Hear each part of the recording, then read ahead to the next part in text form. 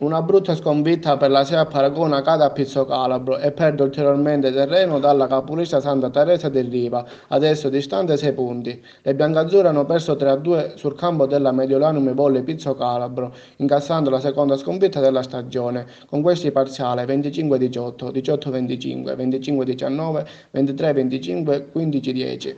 Le padrone di casa hanno mostrato tanta grinta e umiltà ed un buon gioco di squadra. La Sea Paragona invece è mancata nei momenti topici del match, commettendo tanti errori. Coach Paolo Collavini ha schierato inizialmente Baruffo in palleggio, Biccaro opposto con Bosta e Macedo centrale, Don Nascimento e Cammisa Mazzelli ricevitori, Marangoni libero. Al loro posto sono entrate Gabriele e Falcucci. Nel corso della partita sono entrate Valenti e Messina.